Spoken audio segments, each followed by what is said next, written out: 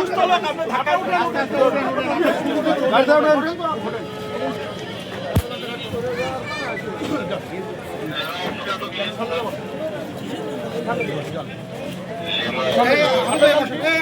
ওটা না কেন গাড়ি প্রসেসের মতো দাঁড়িয়ে থাকে এরা।